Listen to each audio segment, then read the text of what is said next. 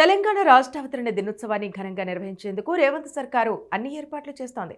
తెలంగాణ ఇచ్చిన పార్టీగా కాంగ్రెస్ తెలంగాణ అవతరణ 10వ వార్షికోత్సవాన్ని అంగరంగ వైభవంగా నిర్వహించడానికి సమాయత్తమవుతోంది.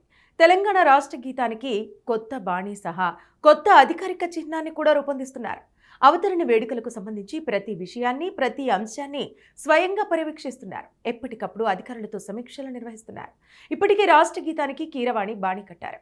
దానిని వివాదాస్పదం చేయాలని ప్రయత్నించి బీఆర్ఎస్ బొక్కబోర్ల పడింది. కీరవాణి తెలంగాణ రాష్ట్ర గీతానికి బాణీ సమకూర్చడంపై విమర్శలు గుప్పించి జనంలో బీఆర్ఎస్ పలుచనైంది. బీఆర్ఎస్ అధికారంలో ఉండగా ఎంతమంది ఆంధ్రప్రదేశ్కు చెందిన వ్యక్తులకు పెద్దపీట వేసిందో, ఎంతమంది ఆంధ్ర ప్రముఖులను బ్రాండ్ అంబాసిడర్గా నియమించిందో మర్చిపోయిందా అంటూ జనం బాహటంగానే చెబుతున్నారు. ఇప్పుడు రాష్ట్ర అధికార చిహ్నాన్ని కూడా కొత్తగా రూపొందించాలని రేవంత్ రెడ్డి నిర్ణయించారు. దీంతో రాష్ట్ర అధికారిక చిహ్నం ఎలా ఉండబోతుందోనన్న దానిపై ప్రజల్లో ఉత్కంఠ, ఆసక్తి నెలకొంది.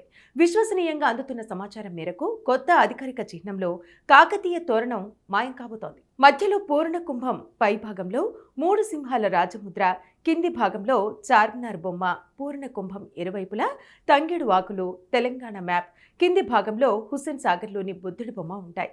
రాచరిక చిహ్నాలు రాష్ట్ర అధికారిక ముద్రలో ఉండొద్దని రేవంత్ భావిస్తున్నారని, అందుకే కాకతీయ తోరణం ఉండే అవకాశం లేదని అంటున్నారు.